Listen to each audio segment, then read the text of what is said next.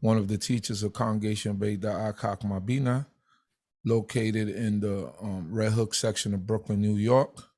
Our address is 382 Hamilton Avenue, Brooklyn, New York.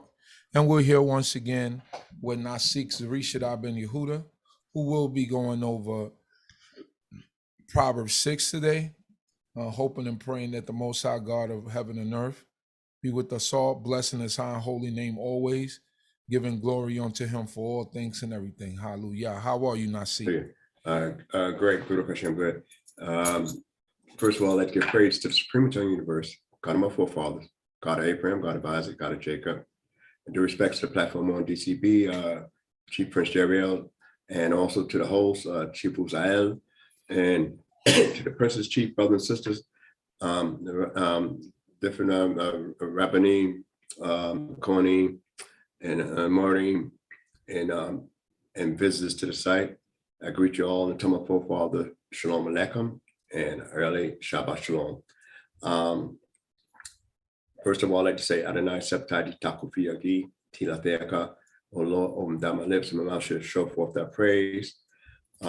It's a pleasure and an honor to be able to share some insights into, I'm going to be doing the Proverbs 6 today during this particular season, and we're in a great season, anticipating that day when we come before the throne of the Creator in submission and looking for forgiveness and atonement.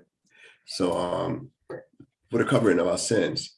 And we had just went through the Sidra Ki Tabor, which means when you come in, and in this Sidra, it had a lot of tokato, a lot of admonishment, ammunition, some people say rebukes, but usually a rebuke is more so after you did something, not so much before you did it.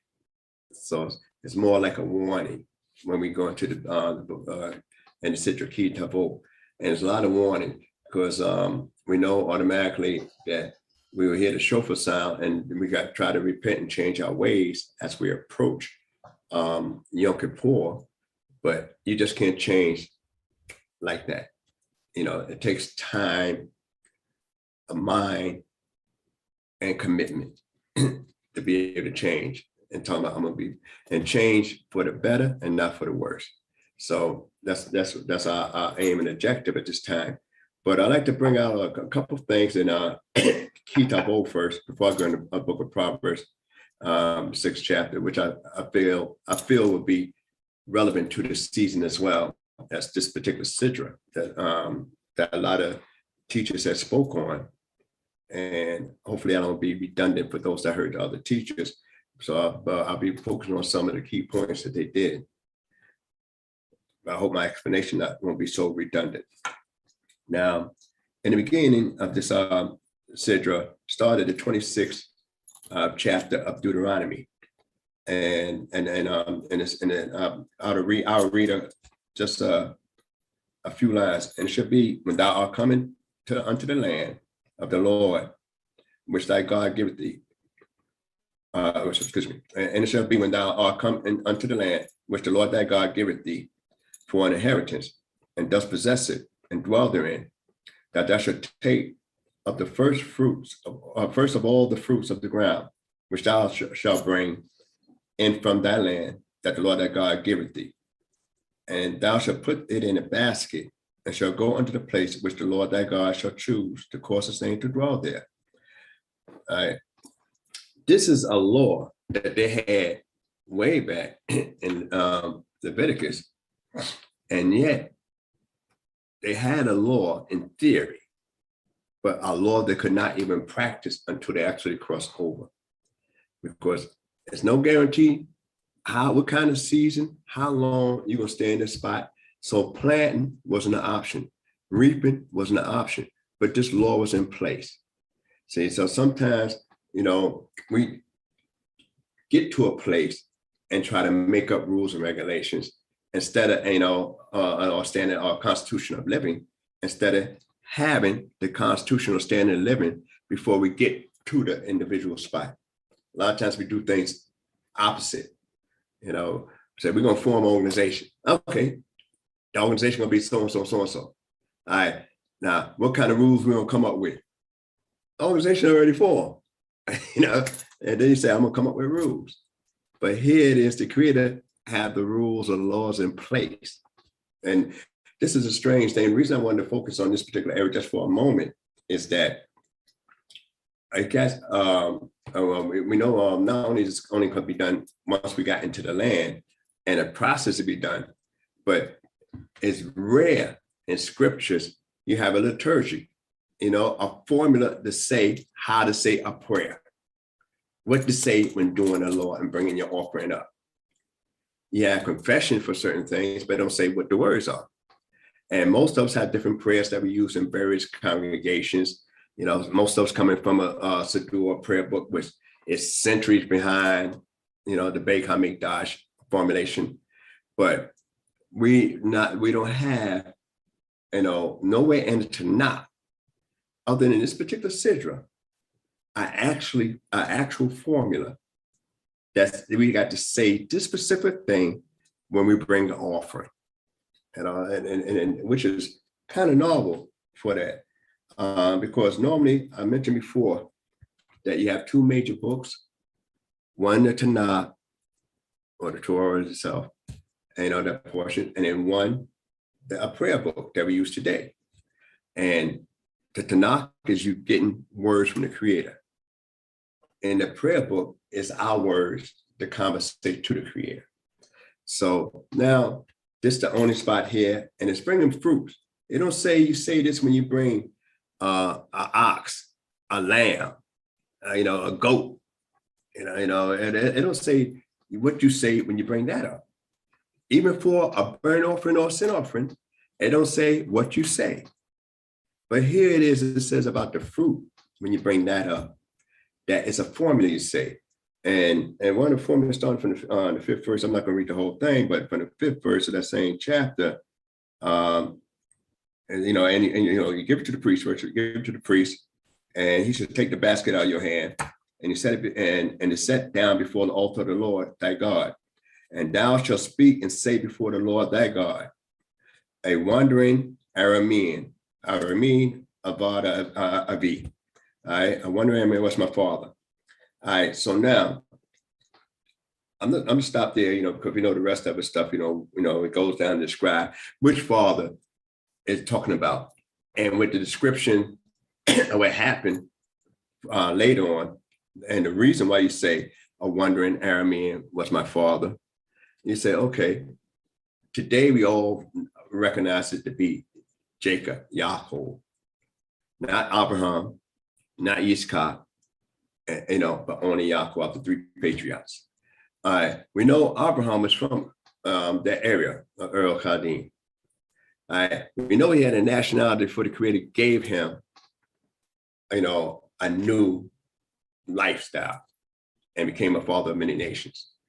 So we know Isaac never, ever left the land. So out the three patriarchs, only two left the land, and both of them went down to Egypt.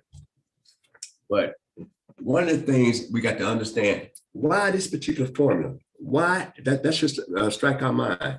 Because we're dealing with Yaakov, well, any of the patriarchs, but we say it's Yaakov in this particular instance. Yaakov was not a deprived child. He's born into richness, wealth. What Abraham had, he gave to Yitzchak. So Yitzchak was wealthy, and his children had no lack of anything.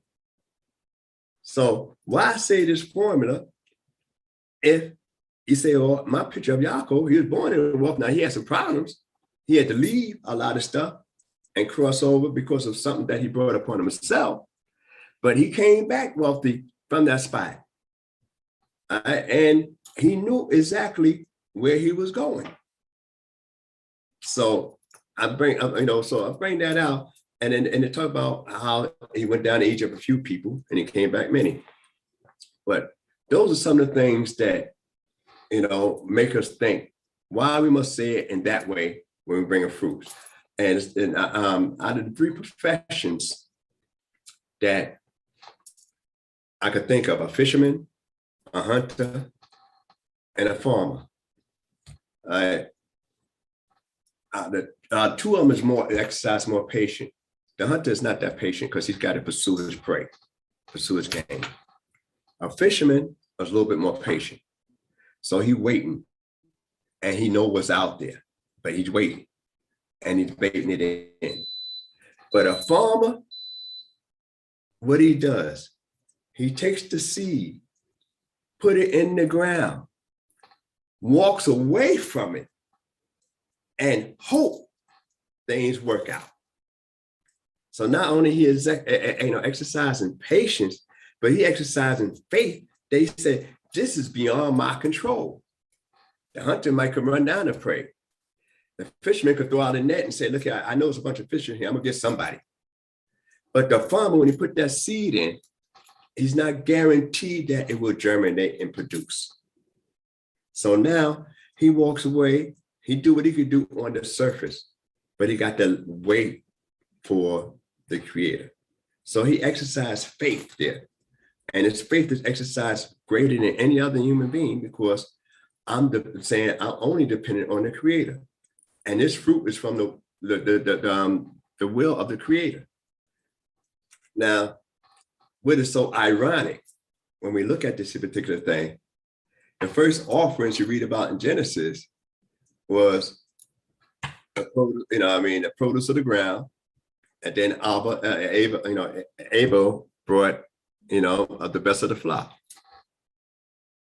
And yet, the one that brought the produce of the ground, he had a problem. He had attitude. He got beat down with a curse because he became a first murderer and a fugitive. But yet in this area here, we start off with a guy that's a wanderer, like the guy that offered in the beginning, and we have the spot that he's coming from where the other guy has a spot where he went to, so it's just something to think about as we go through the Sidra, and when we compare certain things in this particular scripture, that think about our character, think about and it make us more humble, in the light of this area. So I'm not going to belabor that too much. There's another point I wanted to bring out in this particular, besides Amalek, and then that's past. It's another area I like to bring out in two. In the 27th chapter, at the 11th verse. All right. When we talk about the mountains of the curses and the blessings, and you notice that in the 11th verse it says,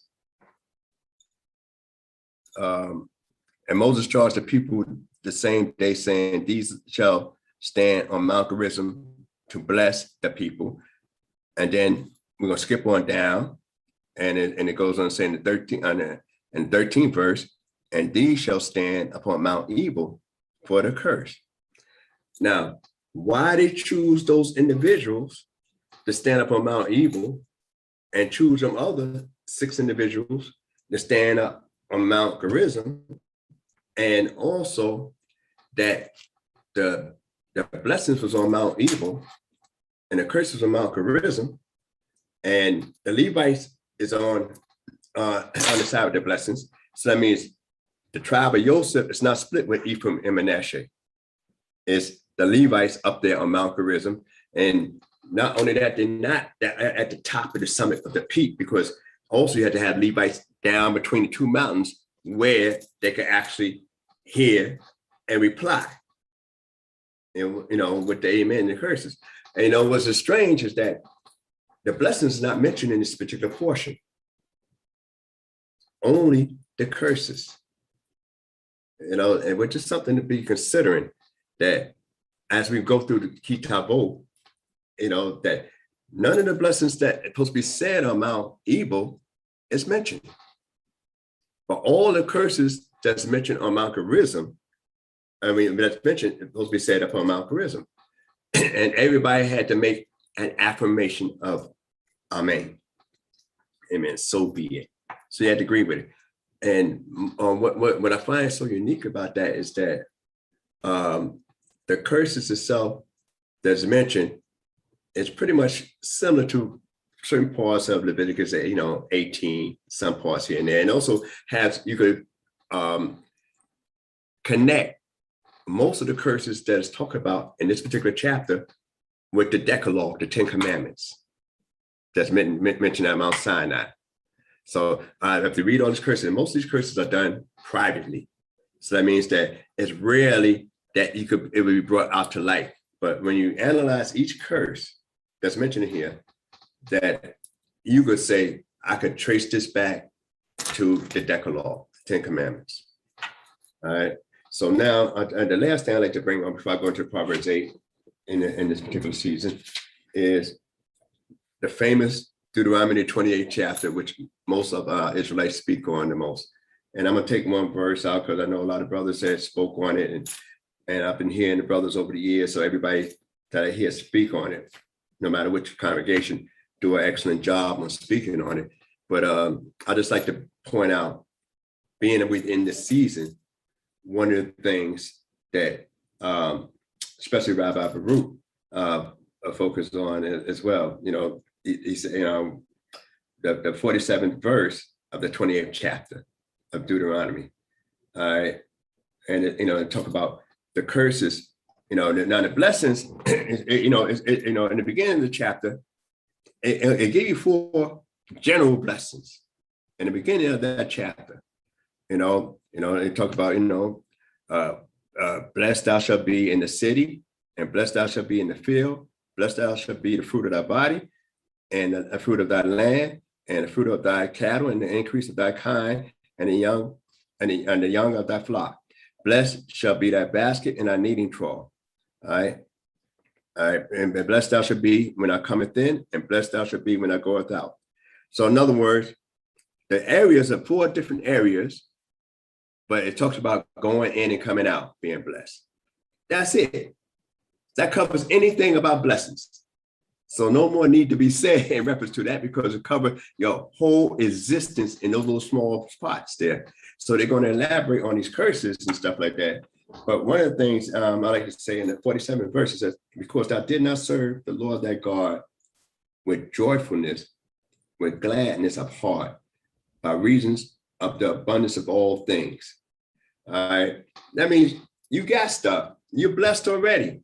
You have all this stuff around you, and you do, even those that would do law with a will and a won't, as we used to say. They begrudgingly do law. It's a more part that I read about in the Kings. I meant to have that chapter brought up for people to research later on. One of the Kings, it's mentioned that he kept all the commandments of God, but it was not in his heart. So one of the things is that we, out of the 613 laws, statutes, and judgments, 248 positive, 365 negatives, as they sum up. Some people might differ in certain areas.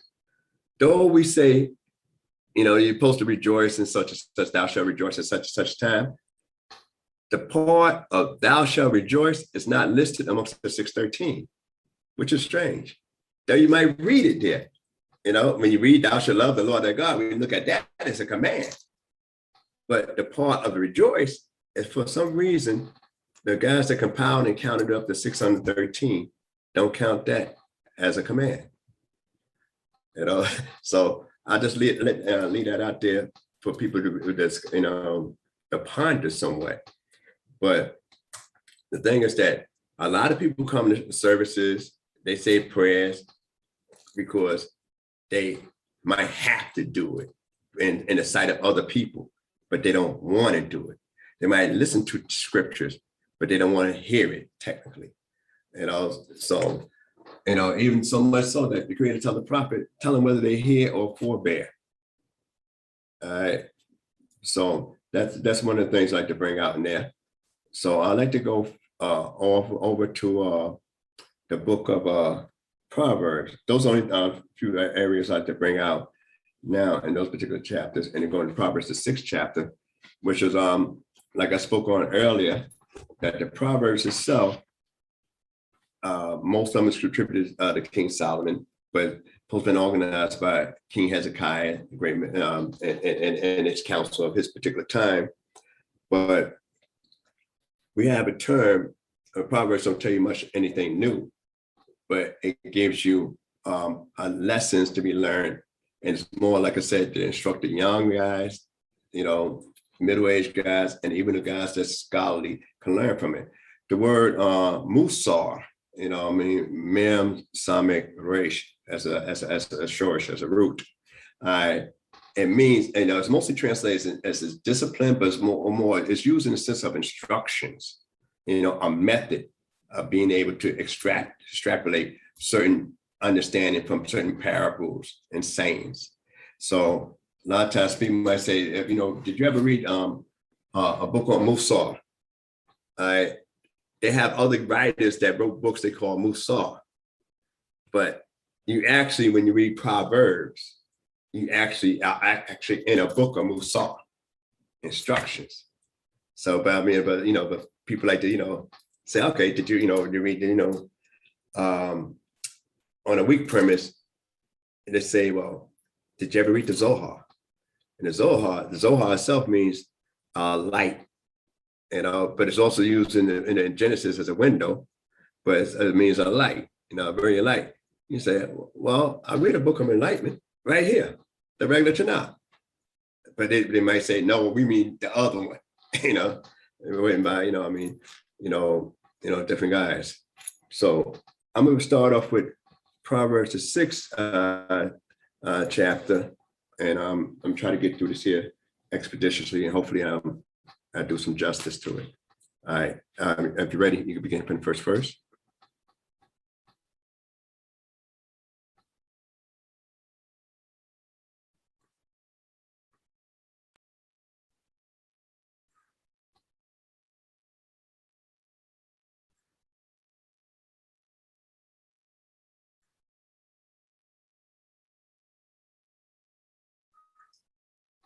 Look like you muted, Chief.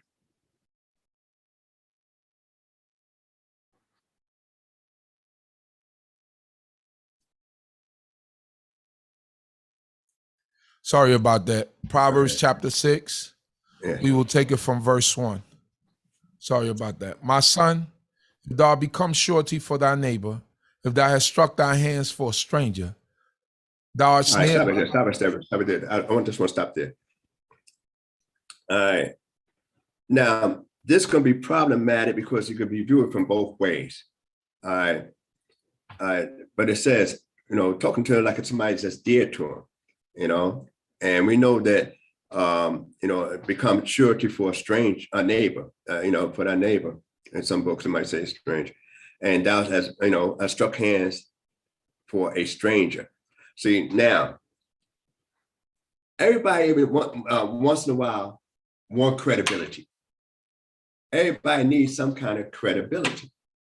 And if everybody needs some credibility, sometimes deals might be made and you need somebody to speak on your character, as a character reference. And sometimes it depends on who's speaking and backing your play or co-signing off of your character is whether your deal is being made, But the problem is here it's saying that you got a neighbor, that you, and to tell you about, and use the word, and has struck thy hands for a stranger.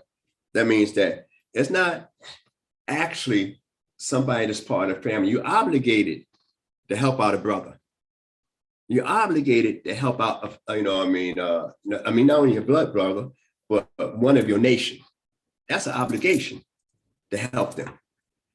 Now, a stranger, you don't have no real obligation to co-sign for them.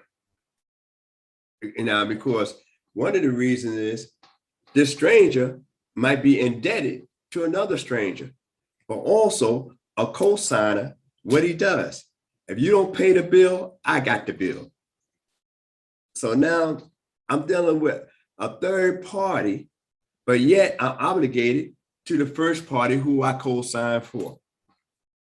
So that is more with the bringing out. There's a difference in relationship. So sometimes some people might view it from a different perspective and reference to, well, I ain't gonna co-sign for a brother.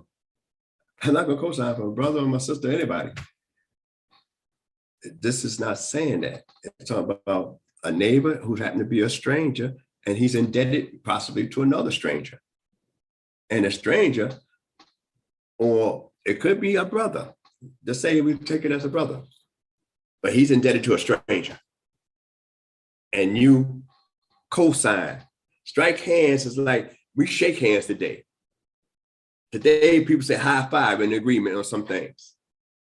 All right. So that's what striking hands is. Come from the word tokah, from the word which is similar to the word tokia, like the sound of the shofar. All right. So you got to be aware and pay attention to this here. And because now it says, what, the second verse? Second verse reads, Thou art snared by thy words of thy mouth, and thou art caught by the words of thy mouth. Okay, you spoke too fast, too quickly. Sometimes when people say, when they try to make a fundraiser and everybody's sitting out there, and the guy said, I got the first $100 right here, bam. So next thing you know, say, well, I'm committed to pay $100 too, knowing you didn't see $100 in 3 months. You didn't see $100 where you can spend 3 months, but caught up in the hype, caught up in the situation, you open your mouth up to make a commitment. Now, there's nothing wrong with making a commitment, but it's a commitment that you got to be able to live with. Some people are pressured into certain situations. And this is what this verse is teaching us here. Not that we can't do charity, which is different. But when you become too obligated to a debt, it's a whole nother business level. And so many deals, from an agricultural time, some people might put up, we had laws where a guy might pledge his shirt, his coat. Some people pledge their children. And in society today, more commercialized, they pledge certain other economical things. So we got to know about, and this the Proverbs is warning us not to be so haphazard with it, but read on a little further. Third Verse 3, it reads, Do this now, my son, and deliver thyself, seeing thou art come into the hand of thy neighbor. Go humble thyself and urge thy neighbor. Hold on right there. You guys, you already committed yourself. Oh yeah, that's my man. Man, I got him. I got you. That's my man. But, if that guy can't handle it, you can't handle it. You're just speaking on his integrity, not speaking on his economic situation or his commitment to pay it, because he's not really stressed to pay it now, because the stress to pay it is not on him, but on you. And the book's telling you, go talk to the guy you co-sign with. Look here, man. I put myself out there on a limb. If you can't pay, he coming after me. Because I said, I got you.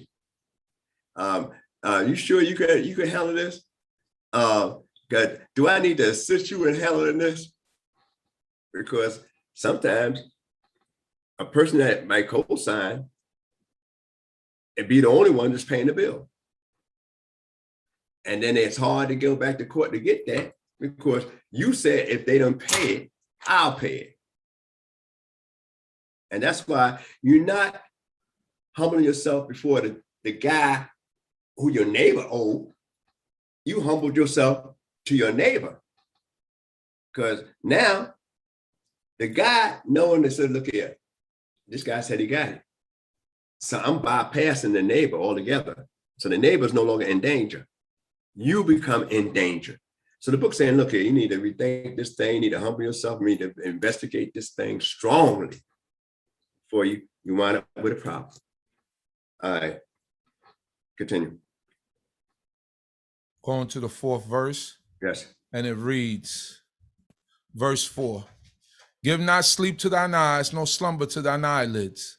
Deliver thyself as a gazelle from the hand of the hunter, and as a bird from the hand of the fowler. Okay. All right. So it's talking about people that tend to not to be about their business. Not, they postpone, procrastinate. I'm gonna do this. Yeah, I get to it. I handle it. It's coming around to it. I mean, it's no hurry. That kind of stuff. But most of us, especially the ones on YouTube and talk about up north, we have an expression, a New York minute. We try to get everything done in a minute if we can. Time is money. We believe in that. Most of the people from the New York City area. Down south, they might be a little bit more laid back. In the Asian country, they might be a little bit laid back, saying, what's the hurry? But in commercial fast cities like New York and stuff like that, no, how soon you want this done? Yesterday. That's how we think. All right, but and that's hence you got an expression, a New York minute. But let's read about this individual in the 6th verse. Verse 6 reads, go to the ant, thou sluggard, consider her ways and be wise. And that's not holy. Before I even get into that, I'm just going to spend a little time. I'm going to read fast through most of the chapter, but I want to focus a little time on this area here. All right. Now, the ant is considered in ancient times the lowest of creatures and insects. Right. But it says, go to the ant or a slug. A slug is a person that's a lazy individual. A slug is a snail. He could be on a wall, going down the wall, maybe about 5 feet. You can probably run to the corner, run back, and still see him trying to get down off the wall. The way some snails move. So this is a slugger, and it's saying he's already a person that's lazy. And it said, go to the ant, thou slugger, consider her ways and be wise. Keep going. Verse 7 reads, which having no chief, overseer, or ruler, provideth her bread in the summer, and gathereth her food in the harvest. Okay. How long wilt thou sleep, O sluggard? When wilt thou arise out of thy sleep? Keep going.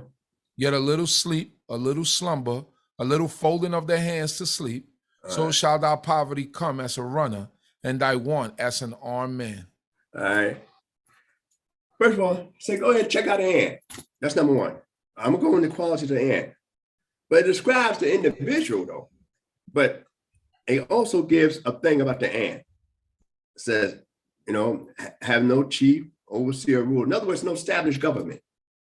Now, we always talk about busy as a bee. And we always look at the bees as being industrious and everything like that. But in the Proverbs, it's considering an ant because when we look at the ant, I wrote some characteristics of it.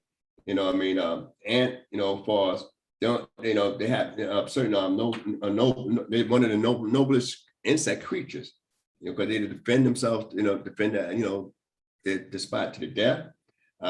Most courageous, most charitable, most devoted, most generous, most altruistic creatures on earth, not just amongst the creatures on earth, because it has the queen of the ants don't give any orders. Ants will sacrifice and defend it. You got the worker ants, and you got the ones to defend that guard the interest to the thing, and no one is jealous and giving orders to the next one. Each one is born into their lot. And yet, one of the things about from Poor Richie's Almanac, which is written by Ben Franklin, it says, as far as concerning the ants, is that it's one of the greatest. I'm paraphrasing somewhat. One of the greatest societies that exist, simply because it get things done without saying a word. That's something. They get things done without saying a word, without any communication. No ant really communicate to the other to tell them to do this or do that. They all know their job. So therefore, their government, they have a government that works better than any government on the earth, because no one has to tell them what their job is and what to do for the purpose of the whole group. And so even Solomon, with all his wisdom, he got to still administrate. He got to still deliberate between cases. He still got to make sure things are going on firsthand. The Kohen got to still have to do certain things himself. Bees have drones that do nothing. Do nothing. Ants don't have no such thing as a drone that does nothing. So out of all the creatures, when we talk about insects and about being industrious and stuff like that, without orders being taken, without things coming up and implying it and for the good, that's what it says. Go to the ant and look at them. Just watch that and observe that and see if do they have an administration problem. Ants do not have an administration problem. We as people often do. Right? Ants don't have a problem putting work in. We as a people has problems like that. You know, and it goes on to say that this guy here, you know, and they talk about the ants, and they always have a surplus. There's always mentioned about a surplus with the ants. But then they say, how long will you sleep, O slugger? All right. But you know how they describe the slugger? First of all, it says they call him a slugger and describes that what he want to do, he's sleeping, you know, and then when he can't sleep, he's stumbling here and there. And then after that, he's folding his hands to sleep. So that means when you fold your hands to sleep, you're laying on your back with your hands up on your chest, thinking about what? How not to do anything. That's what you're thinking about. How not to do anything. Now that's some trifling stuff. But this is Proverbs bringing out some. This is something that we already know what can happen when you don't work. But it also gave us an insight, and we know what ants. We know what an ant is, and we know they're constantly being busy. But we don't think about how their structure is and how they get what they have and how they don't have a lack. You know, so but we as human beings have this particular lack. Now you could take it on a spiritual level as well, but I'm not going to do that now because it's, you know, a long chapter. But let's go a little bit further. At 12th verse. Go on verse 12. It reads, a base person, a man of iniquity, is he that walketh with a froward mouth, that winketh with his eyes, that scrapeth with his feet, that pointeth with his fingers. Forwardness is in his heart. He deviseth evil continually. He soweth discord. Therefore shall his calamity come suddenly, or on a sudden shall he be broken, and that without remedy. All right, let's look at this individual here. So we learn in characters of different individuals. And the reason I said this is good for the season, because what we come into Yom Kippur for, trying to better our character, trying to get rid of the stuff that we don't really want, that's negative, that's holding us back. We got to be able to, in order to change, you got to recognize what need to be corrected. And then you got to say, well, do I have that flaw? Or I don't have that flaw? You know, so in order for change, you got to learn to say, well, do I have that kind of behavior pattern? You know, no matter, some have it more, some have it less, but do you have it at all?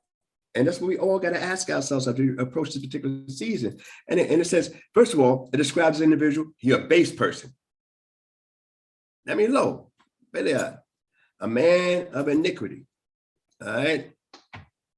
And then it's going to say, he walketh. That means he move about with a forward mouth, running his mouth about a lot of stuff, winketh with his eyes, all right, and scrapeth with his feet, that pointeth with his fingers. All right. So now you got all these physical attributes. Before I get to the 14th verse, we got all these physical attributes. People talk and use communication with all those things that I just mentioned, you know, with your countenance, you know, how you look and everything like that. All right. Those things there, you know, when you're walking to and fro and winking eye, when a person wink, what other person actually doing? They ain't winking because something got in their eye. They're winking to let you know, hey, you understand what that means. That's what a wink means. You understand what that means without me saying a thing. So winking is deceptive talking. Now, imagine if a girl wink at you. That's a deceptive conversation. But we recognize that a little bit more like, oh, I'm okay, I'm in. But when a person wink at you, that means that it's not true what they're really saying. It's on the down low what they want to do. So, and this describes this individual here.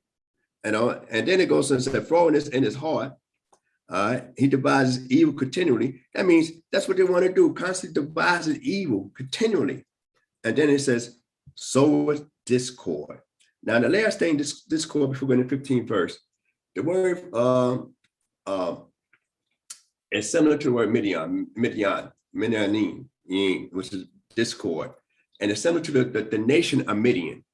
And what Midian actually did, not only that, they sold Joseph down in Egypt, but their women's wives, even though Moab wanted to curse us, their women is the one that took us out. Took us out of our holiness, out of our sanctity. So it became synonymous since the word is used there in Hebrew that had the same source, the same root as Midian. People tend to say, a Midianite, they're going to create problems for you. They're going to create problems for you all the time. But that's just one of the sayings they do because of the words that's used here in Hebrew. But now in the 15th verse, it tell you, go ahead, Chief. 15th verse. Verse 15 reads. Hold on, hold it. Excuse me, before we already read that. All right. And all of a sudden he shall be broken, and that without remedy. So a guy that goes through all this stuff, he won't succeed. All right. He won't succeed.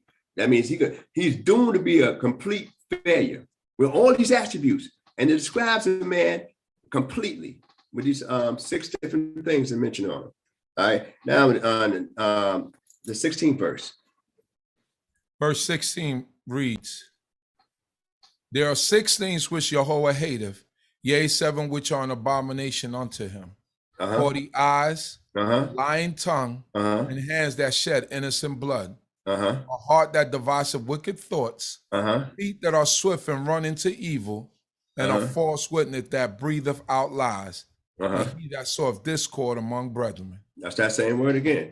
All right, now, and you talk about the 6 things, but what the writer doing is saying, look, it's bad enough this guy that we just read about is doing these things, but it's not just a human issue, it is a moral issue before the Creator.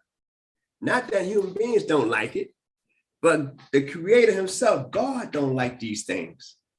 And so the writer saying, look, if you don't think that's serious enough for what I described the individual doing, then realize that there's a God that don't like those things. And he goes on and elaborate on those particular things. Just for the sake of time, I'm just going to move up a little bit instead of elaborate on it. But the last thing, but this individual here, when they focus on a false witness, we know that's strictly from the commandments. And he that soweth discord amongst brethren. All right, this individual here, what he actually does is that sometimes people created problems and bring about, and say certain things just so they could be important. And they bring out ego things about other people. And then the thing is that, all right, if you're going to sow discord amongst brethren itself, you not only want to be important, but you also want to damage somebody else. See, there's one thing saying things and trying to make yourself important by telling about this individual and that individual. But, so you just want to be important and that's it.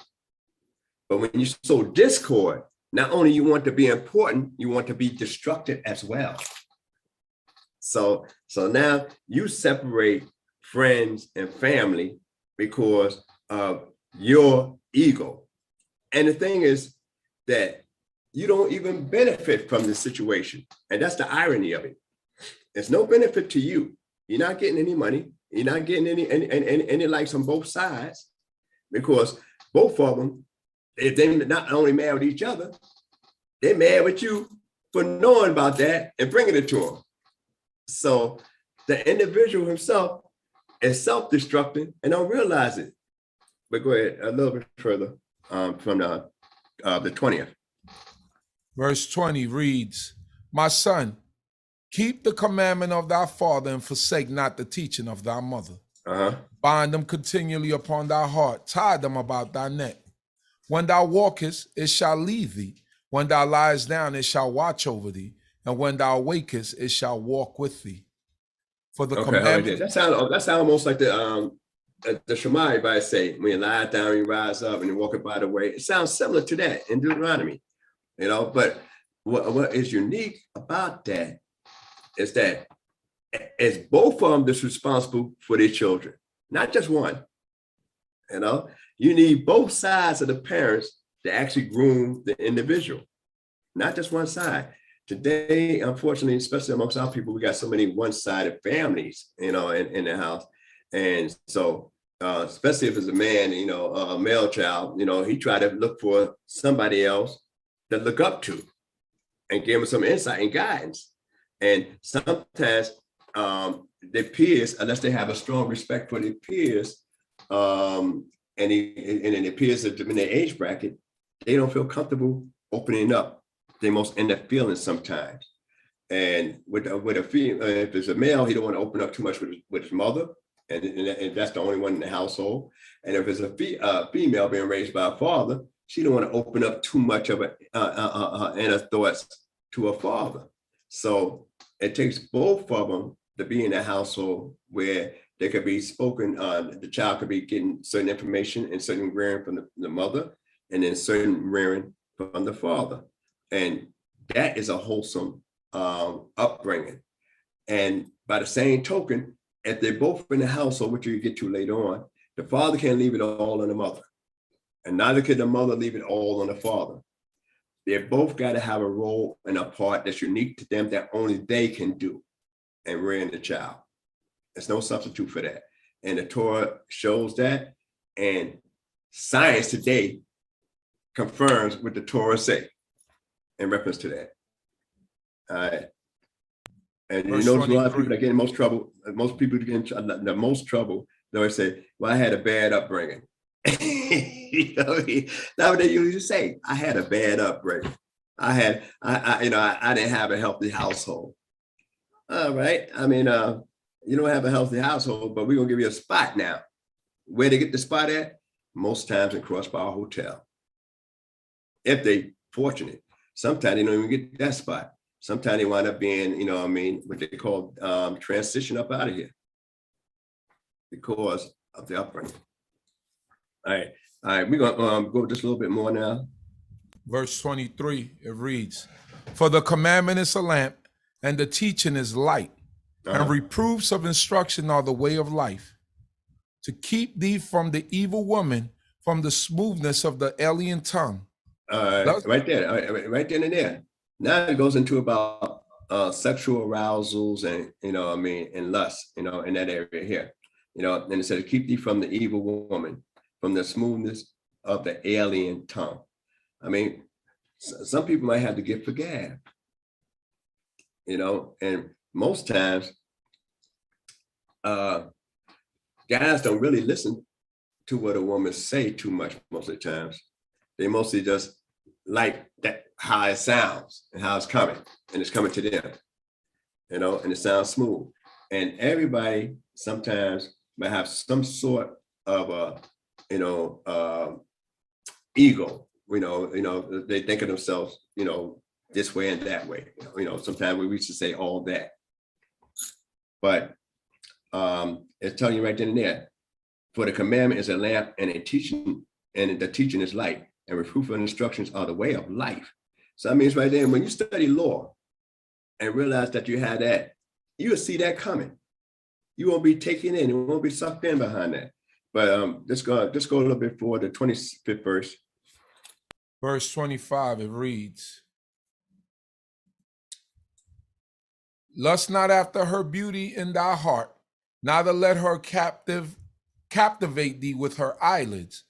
For on account of a harlot, a man is brought to a loaf of bread, but the adulteress hunteth for the precious life. And we're gonna stop there just for a moment.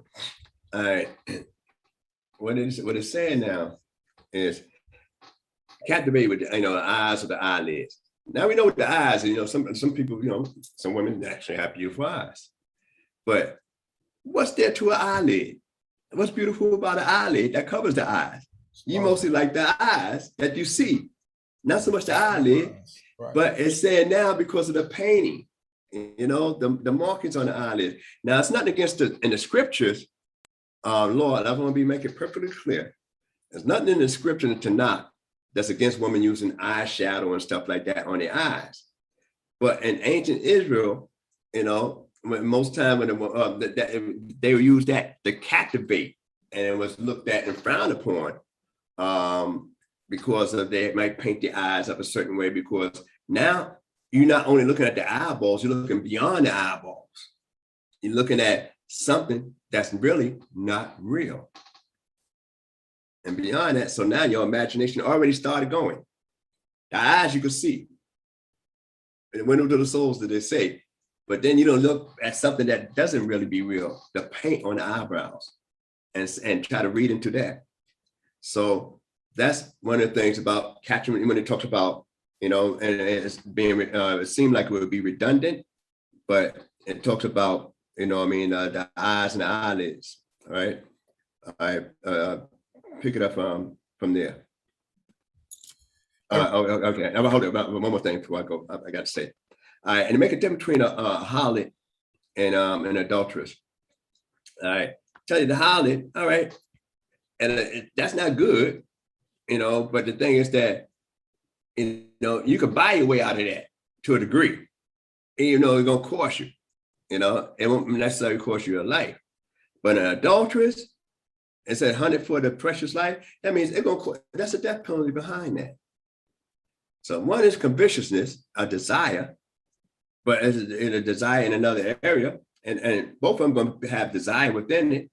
But the adulterous one is saying, well, which is a different crime? And we're going to go on a little bit further and talk about that, because it makes comparisons in the scriptures. Come sheet. Verse 26. 27, pick it up 27. 27. Right. Can a man take fire in his bosom and his clothes not be burned? Or can one walk upon hot coals and his feet not be scorched? So he that goeth into his neighbor's wife, whosoever toucheth her shall not go unpunished. Men, do not despise a thief if he steal to satisfy his soul when he is hungry. But if he be found, he must restore sevenfold. He must give all the substance of his house. I stop right there. Before we go there. Now, one of the things it talk about, and I like to let and make an analogy of guys that would mess with an adulterous woman and a guy that would mess with a harlot, and they let you know about how serious the difference is, but they both is evil. But then here it goes with another analogy, and they let you know the guy will not go unpunished. He might escape man, but he won't escape God. And neither is the woman that's involved with that, because the woman would invite adultery. See, what happens is it's not so much the man inviting the adultery, he commits and sanctions the woman committing adultery, which is not his wife. But it's actually the woman who willingly participate and brings them into the adulterous affair. That's why the warning is against a man being taken with the woman as opposed to being trapped by the woman in that case. Normally, you read in the scriptures, if a man entices a virgin, a maid. But here, this is a reversal. This is a woman that's, sort of a veteran. In the 7th chapter goes more deep into it, which is an adulterous woman. This woman here is a veteran, and she's actually luring the individual in. And so it makes a difference, but it goes on to say, and use another analogy to show you the difference of it. And it says, men do not despise a thief if he steal to satisfy his soul when he's hungry. Who likes a thief at any time? That's what I like to say. A guy stole, and especially if he stole from you, you mad. You don't like that. You might have an understanding, you know? So you can say, okay, why they say don't despise him? Because you might not drive that on forever. You might not continue with that forever. One thing as we go into this season, we got to understand the difference when I was talking about the Sidra, about serving the Creator with joy. Why would a person not have joy in doing something that's benefiting them? When it's already said you got this, you already got this, all this wealth, all this blessings and stuff like that. When we was reading about in earlier in Deuteronomy.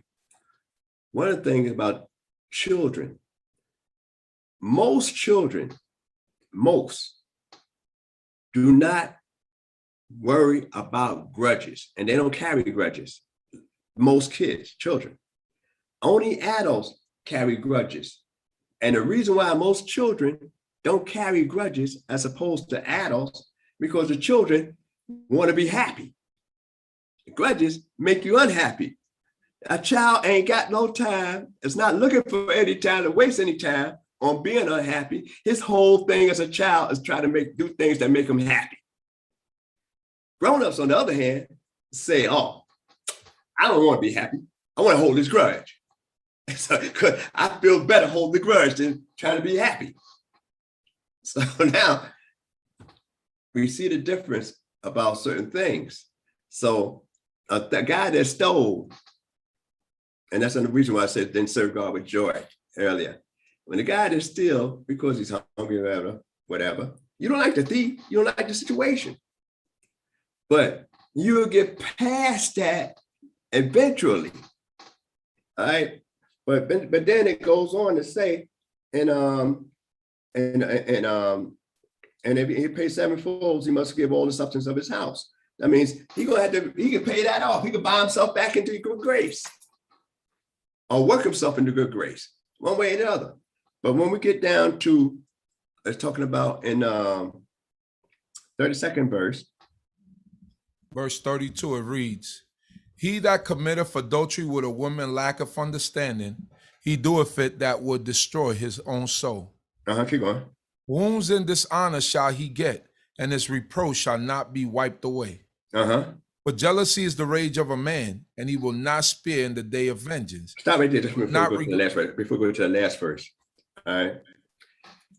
For jealousy is the rage of a man, and will not spare in the day of vengeance. All right. You notice the word they use for man is gaber. That's a warrior. Why they just don't say ish, which is a man? Adam, which is a man. You know, even Enosh was a human being. Why they say gaber, which is a warrior? Because just like the guy who committed adultery, let his passion get above him, above his reasoning. The guy that got jealous because his wife committed adultery, he ain't gonna deal with no reasoning either. He gonna let his passion override any kind of reasoning for revenge. I need to be paid yesterday, not tomorrow, but yesterday. So that's why in the Hebrew, it used the word gever as opposed to a ish. That's a warrior. Anytime you see that in there, that means this guy, he's coming out hardcore. All I want is this guy's head. All I want is to make a pyramid out of this guy. You know, that's all I want.